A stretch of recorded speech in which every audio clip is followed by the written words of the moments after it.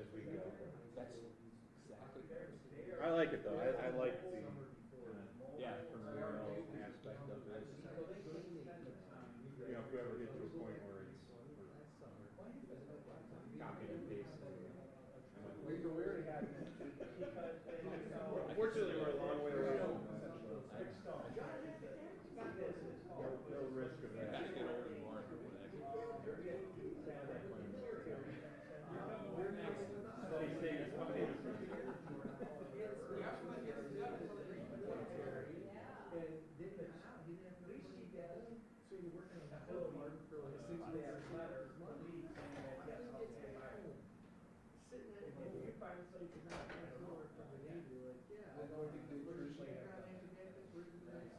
There's a violation. The foreign military was deciding to do with us, but come on, here comes so he can lose your team.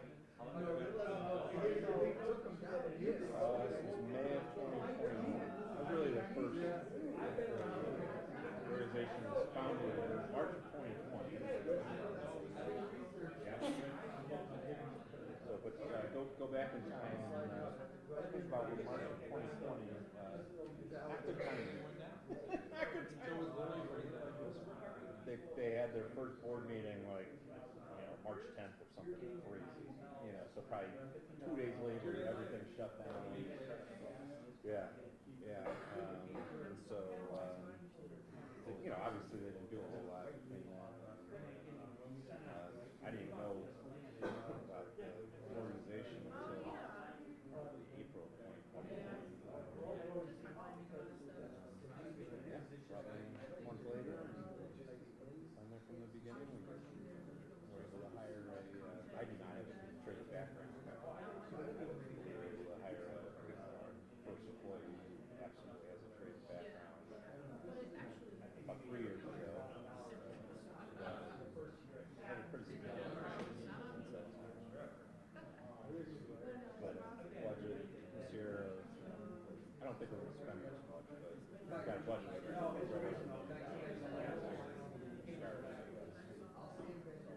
Maybe 250? Yeah. I just want to state grant today. Okay, I think we should go. Am I okay to sit anywhere? Yeah.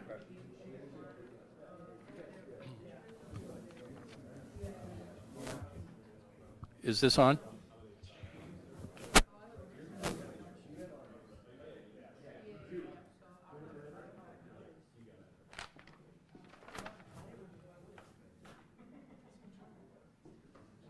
Okay, so what does this do for your camera? Because it really helps with the slide. Okay. Okay. Well, good afternoon, everybody. My name is Mike Augustidis. I'm project director with Vocon. I am responsible for the design and the entitlement process for the project. We've been working with Turner and TurnDev to execute this project. We have an agenda that I'd like to follow this evening. but we will have a question and answer period at the end of the presentation. So I'm going to go ahead and start with this PowerPoint and give a little bit of background about the project. If you are familiar with the neighborhood, the name of the building is the Artcraft Building. It's a large warehouse type building that is on the National Historic Register. I'm sorry, it's in the Historic District, the Superior Arts Gateway District. The project is going to accommodate all the new administrative police services and will include a police museum on the first floor and a community room on the first floor. It's approximately 300,000 square feet and will accommodate almost all of the administrative functions for the Division of Police. It's important to note that the project does not have any jails in the facility. This is purely an administrative function, and will also include a Category 4 building that will house some federal functions and some emergency functions as well. And immediately behind that is a new parking garage that will accommodate approximately 450 cars.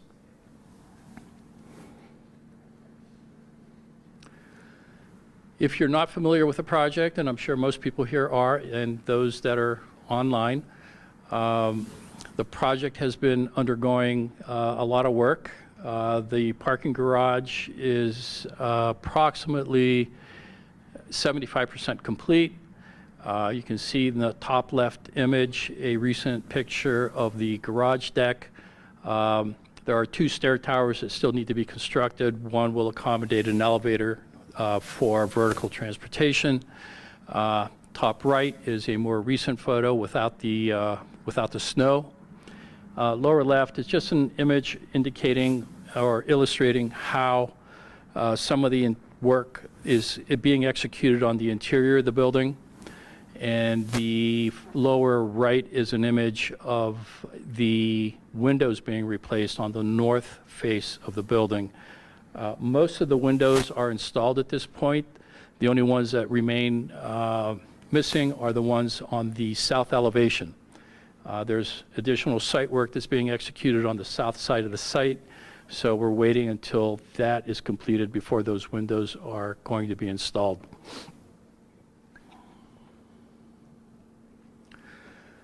To get everybody acclimated to how everything's going to fit on this site, we wanted to illustrate the first floor of the building. This is where most of the public functions will occur. As you can see on the left side of the site is Superior Avenue. There will be an entrance off of Superior, and there will also be an entrance off the south end of the site. We have crafted a landscape plaza condition on the south end of the site because that's where most of the visitors will be coming into the site. So there's a main entrance off that side. The plaza will have a lot of green space, some seating areas, some landscape elements, and also provide that transition between the parking garage and the main body of the building. In the left part of the building, this corner here is the community room, and there are a lot of support functions that occur here. There are bathrooms, coat rooms, some storage areas as well. And the proposed police museum is being proposed to be located there. Both of those functions are off a very large public lobby. There is public records functions that are occurring to the other side of that. And there are a couple other administrative functions that are happening on this level as well.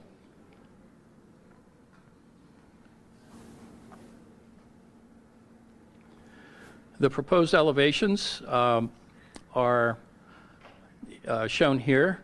The top image is the north elevation, which you can see the, and then we've got some details of this as well that we'll show here momentarily.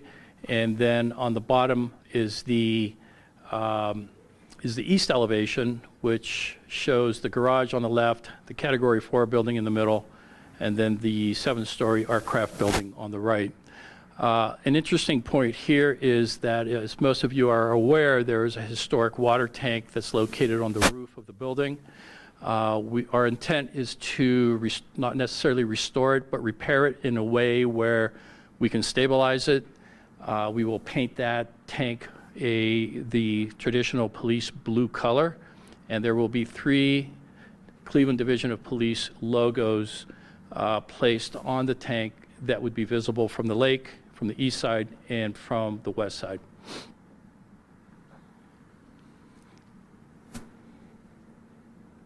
Oops. And this is the opposite side. The top image is the south elevation with a garage shown in the foreground. And on the bottom image is the west elevation showing the Artcraft building on the left, Category 4 building in the middle, and then the garage on the right. And you can see here where the plaza condition is occurring, we're really trying to emphasize entrance from an architectural perspective. This is where we're going to have some big signage, and the identity of entrance into the facility will be really enhanced along East 25th.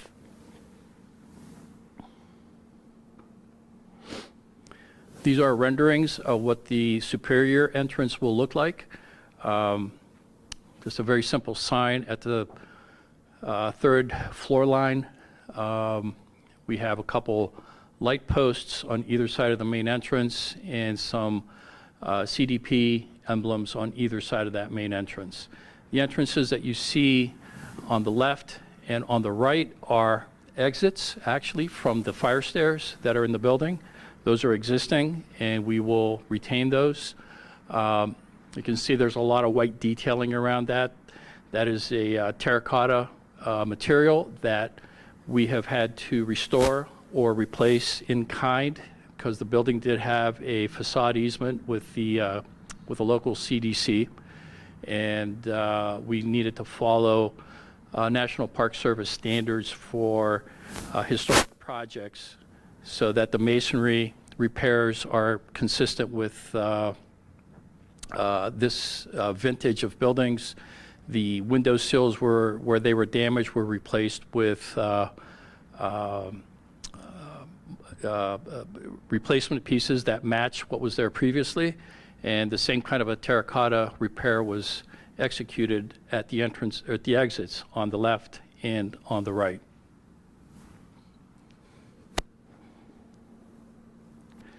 This is a close-up of the superior entrance. Very simple in design, but very clear in that this is one of the main entrances into the building. This is off the superior side and right on the sidewalk.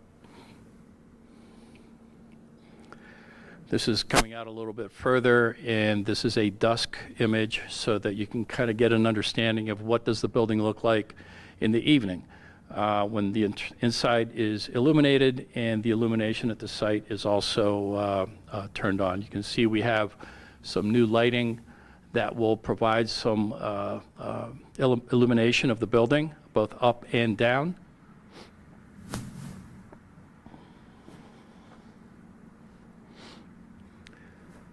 This is a rendering of from the south end of the building on East 25th. In the foreground is the entrance into the visitor parking. It's also the entrance into the secured area of the parking garage. People will come, those entrances are the same. Visitors will turn left and park in a parking lot that accommodates approximately 35 cars. And then sidewalks all lead towards the entrance plaza and then the main entrance into the building. And this is an evening view of that same image. Again, the Artcraft building being illuminated, some additional illumination for the visitor parking, and some landscape lighting that's associated with the parking area. And as we get closer to the entrance, this is where you can really begin to understand what that entrance plaza actually looks like and what the pedestrian experience is going to be as they approach the building. People will be coming to the building a variety of different ways. They'll drive, park in the visitor parking, enter the building.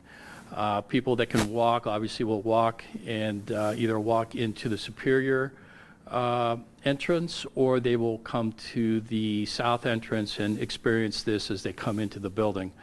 The RTA will have a bus stop located within a block of the main entrance, so we would anticipate people taking a bus, getting dropped off, and then either walking into the Superior side entrance or walking into the south entrance plaza and into the main entrance of the building.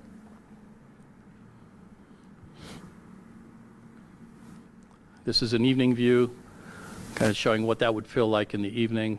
Well illuminated, safe. There is a safe room inside of the vestibule so that people that feel threatened can find a place of refuge inside the vestibule that can be locked, and there is communication devices with the security desk within the building to let people know that they feel threatened, so they can be escorted and protected.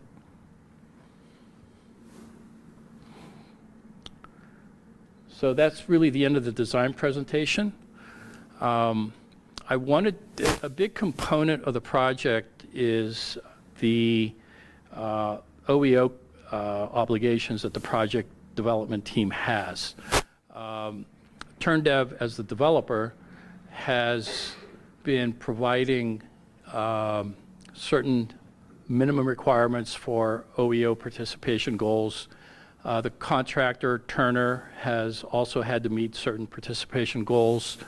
Right now, the target is a 20% MBE participation, which is a minority business enterprise participation, 10% FBE, which is female business enterprise, and a 10% CSB, which is a certified small business designation within the city of Cleveland. To date, the developer's design team has hired 2 FBE subcontractors, 2 CSB subcontractors, and 1 MBE subcontractor. The construction team has hired 12 FBE subcontractors, 5 CSB subcontractors, and 15 MBE subcontractors. The developer has committed to transparency and reporting by communicating timelines, reporting workforce diversity, and providing updates on the DEI initiatives. We have monthly meetings where we talk through the participation goals, where we are, and I can say that we have been meeting or exceeding those requirements pretty consistently. And then the city and the development team hold weekly meetings. And as I just mentioned, we meet monthly to discuss the CBA status. In addition to all that, the developer will donate building images and has retained a local artist, Amber Ford, who is a recent Cleveland Arts Prize winner for her work in photography.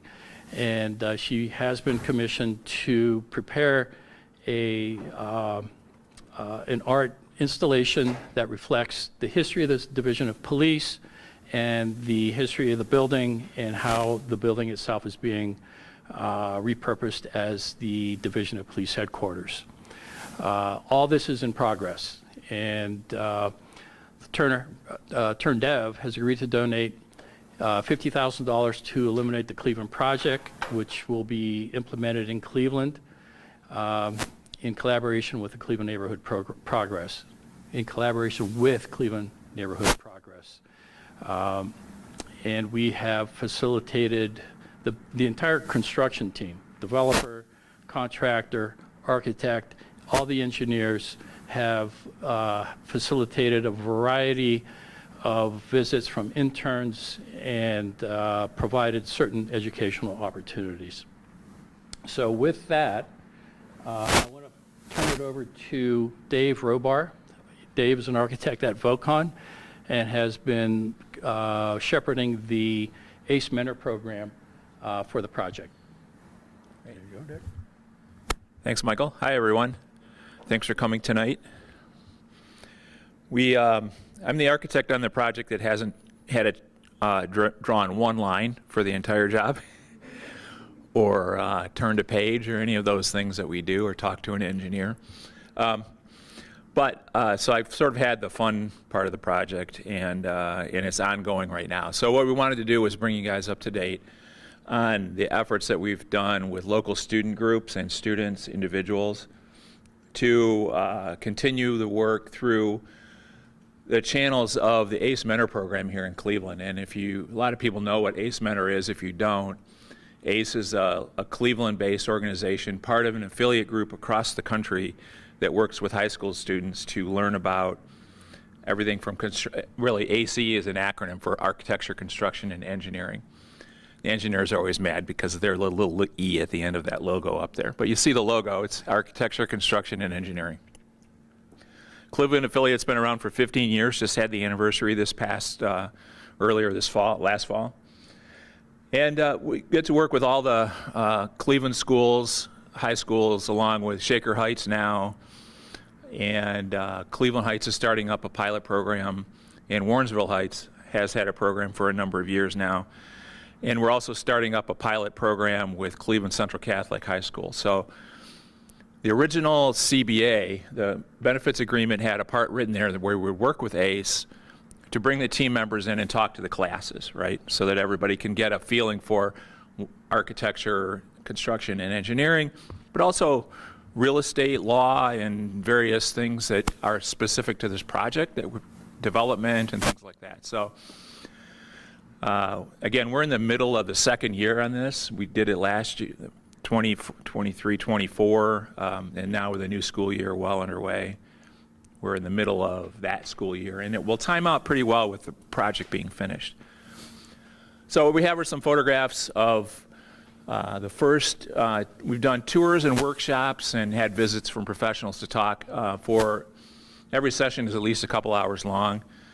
So these are students from Rhodes High School over in Old Brooklyn, and the kids are awesome. They signed up for something called a symposium program that they do at Rhodes, and the symposium thing is a 6-week, really 7-week program, 2.5 hours every Wednesday for 7 weeks. And so we thought that fit well with the charge we were given in terms of having a venue. These are freshmen and freshmen through juniors in this class, so they don't know anything about any of this, right? And they really enjoyed getting exposed to a lot of things that they wouldn't have otherwise. So they signed up for this one. We focused on architecture and interior design because that's Vocon's specialty. We also introduced them to the concept of engineering and so forth. So project tours. The upper left is our Jessica from our office showing the finishes for the headquarters project and teaching them about why certain materials are in certain parts of the building and so forth. We've done scavenger hunts in our library, which is on the far right. We've done structural design challenges, so building towers as tall as you can out of spaghetti strings, stuff like that. Maybe some of you guys have done that one before. So that was a lot of fun. That was, like I said, a pretty concentrated 7 weeks. We've also hosted shadow students who are in college now at Kent State, one at Florida International. Karpinski hosted a couple of electrical engineering students last fall as well for a whole day and a whole suite of activities. So that's this year. ACE Mentor and Cleveland Central Catholic have been trying to find a way to start a program there as well. And I didn't mention, I'm on the board for ACE Mentor as well, and I've mentored in the schools for 12 years now. So all those things are sort of gelling around in my head and said Cleveland Central Catholic could be a place where we can sort of layer this program on top of everything. So it's a different structure too, and I won't get into too much detail, but this is a group of 10 students, all seniors, who are in construction and trades cohort, so they're sort of learning about that their whole senior year. So that's very cool. They're not all necessarily going to plan on going into the trades, but this is what they signed up for, so they have to do it. every day for 2.5 hours. And so we are filling in for the gaps where Tri-C, who normally works with them. So we have 5 calendar weeks throughout the whole school year that we have a chance to meet with them and sort of do what I mentioned before in a little different timing format. So already we've had 2 2-week sessions. We've mixed in Precision Environmental, who is very active with ACE Mentor program, hosted a tour over at their shop. We've had model building, we've had design challenges.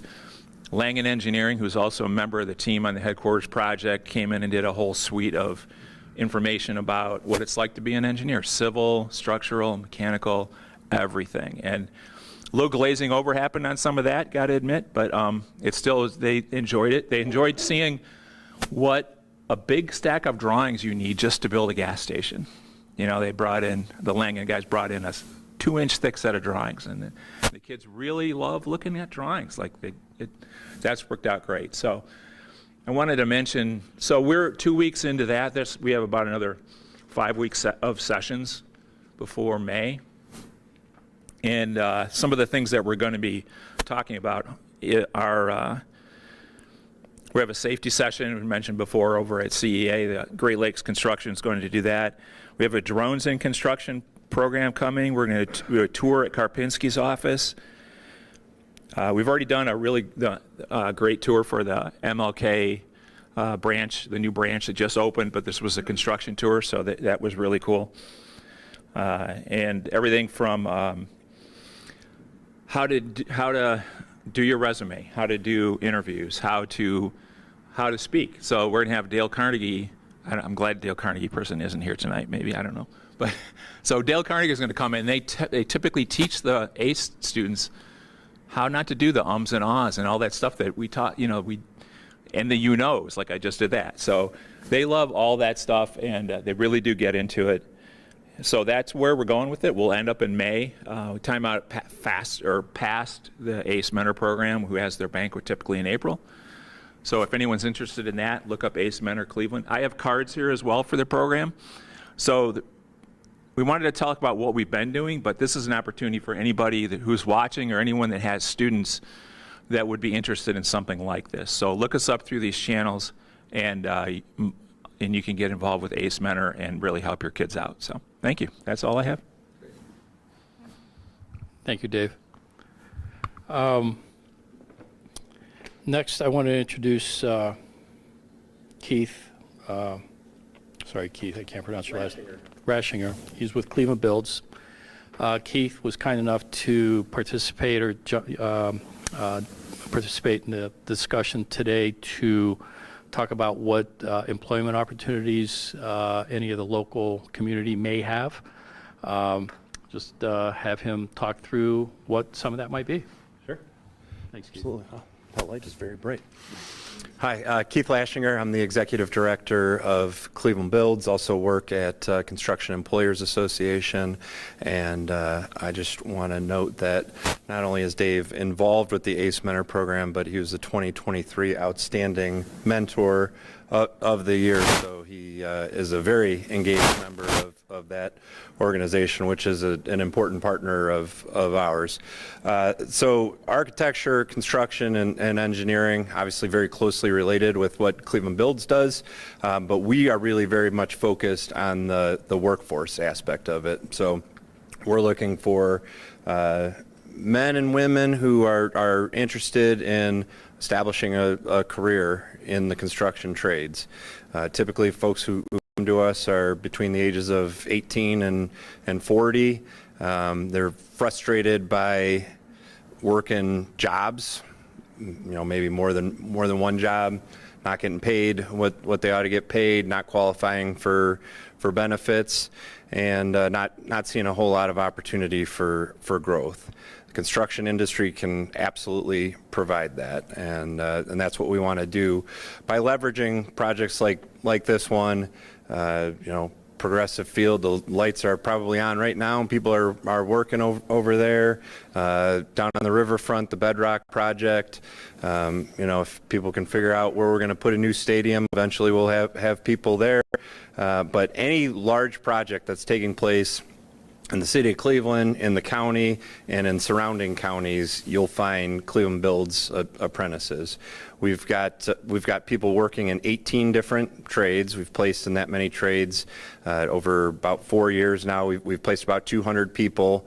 About 75% of those folks are progressing through their apprenticeship, and I don't know how many of you know about the success rate in apprenticeships. It's much lower than 75%. It's, I've heard as low as 50%. So the fact that our folks are going through our apprenticeship readiness program and persisting through their apprenticeships at that rate makes me very proud. Everybody who goes through our apprenticeship readiness program is going to work with union trainers. So I have no background in the trades. I tell our participants up front, ignore anything I say to you having to do with the trades, okay? I might give you good advice. Other than that, I might help connect you to, to a particular contractor or a particular union. That's stuff you may want to pay attention to what I have to say, but you want to listen to our director of training, who's been a carpenter for 20 plus years, our director of placement, who's been a cement mason for 25 years.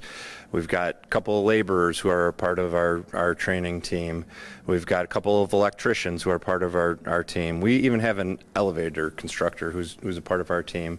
And if anybody's interested in getting into the elevator constructors, please pick a different trade to try to get into. It's going to take at least 3 years before they're even going to take another application. So that one's not a good bet for somebody looking to begin a career. But like I said, we've got great relationships with 18 different trades, and we've found a way to be really, really successful. The City of Cleveland has invested very significantly in what we're doing. We've got $1.4 million was invested in us over a 3.5-year period. The county has invested about $350,000 over a 3-year period.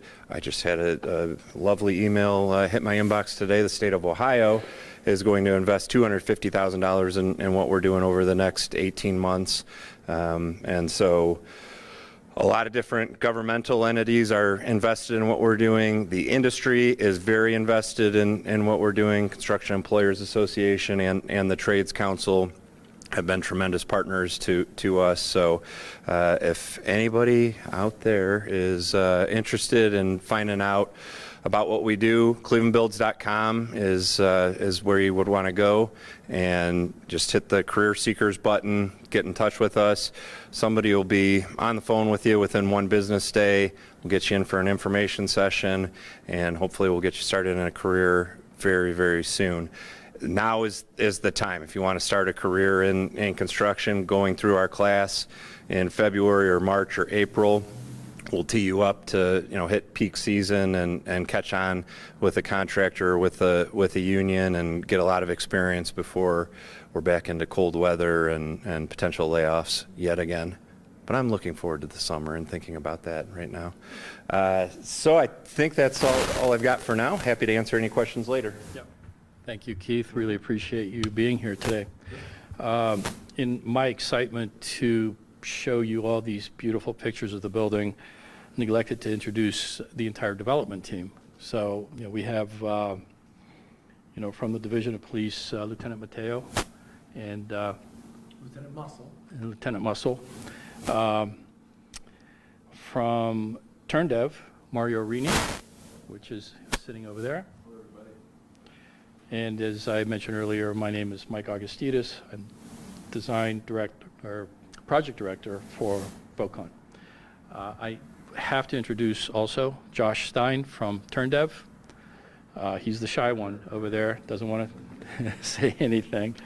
We do have a Q&A period, but before we do that, a couple things I wanted to point out is that the project will be a mission-ready type project. Right now, Division of Police is kind of scattered through a variety of different locations in the city of Cleveland.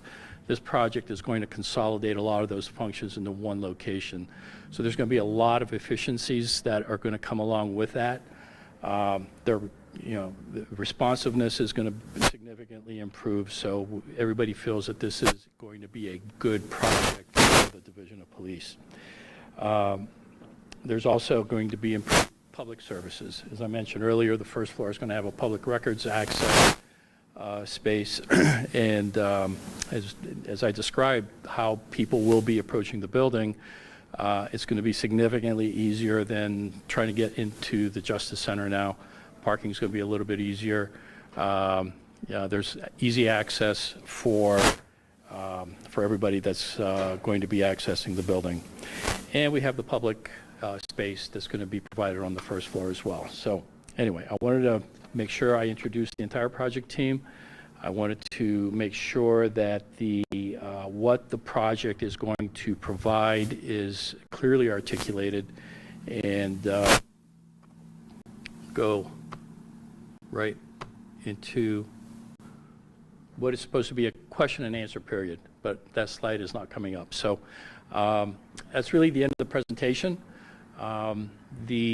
We're here to answer any questions that anybody may have. And if I can't answer it, I'm sure somebody else here on the project team would be able to answer the question. So, Keith, yes? How was the location selected? What was that process? Well, there was a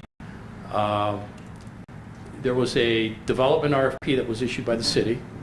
And I don't know how many developers responded, but this one was the one that fit the criteria within the RFP. I know one of the things that Mayor Bibb wanted was to have, thank you, thanks Keith. One of the things that Mayor Bibb wanted was the ability to be located close to downtown. And I think there was a 1 mile radius or something like that from City Hall for the project location. But it was criteria developed by the Mayor's Office of Capital Projects, and that criteria was included in the RFP. Developers responded, and that's how we ended up with the location that we did. Thank you. Mm-hmm. Yes, ma'am. Hi, my name is Brian Thompson. I'm the president of RLCO Enterprise. Thank you. I apologize. I'm sorry for being late. It's stated that there's 3 subcontractors and some other layers. Could you say who those are? Or was that the Turner?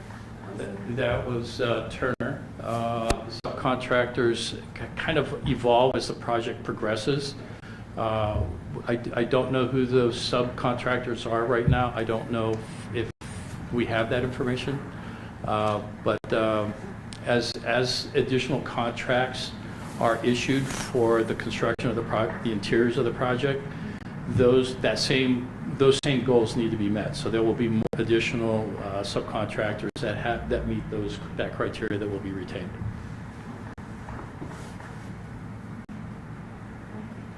There's going to be sorry I missed it, but Here. see someone's notes that there's a police museum? Yes. Okay. So Will there's that be there? currently a police museum on the first floor of the Justice Center. So the intent is to work with them to see if we can get them to relocate that display and that function into this building.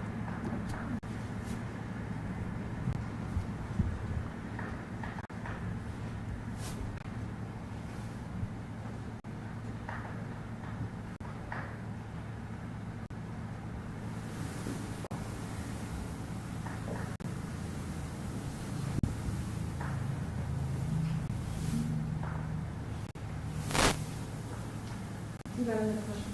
Yes, ma'am. So the project is right here. Yes. Is there any need for any warehousing of construction materials close by, or do you know if that's all taken care of?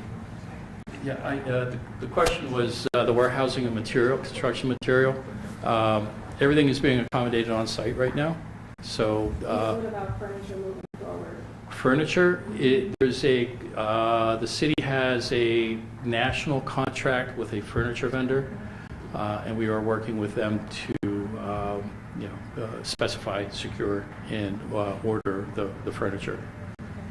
I have a trucking company, so I have 6 dump trucks and move aggregates material, but I also have a warehouse, probably about 10 minutes from here. So it's new, so I have to start thinking. Well, if you can leave your business card, I'll give it to the project manager at Turner, and if there's anything that he can, would need, he can reach out to you. Okay? So if you can leave that card with me, I'd take care of that for you.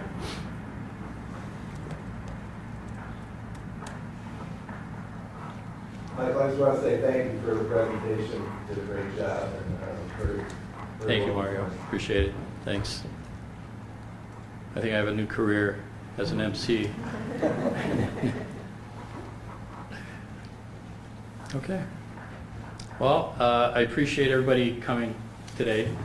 Everybody that's watching online, thank you for listening in. I hope this has been very informative, and we've answered any questions that you might have. We are very excited to get this project completed and get the CDP into a first-class facility that they deserve. Okay. Thanks, everybody.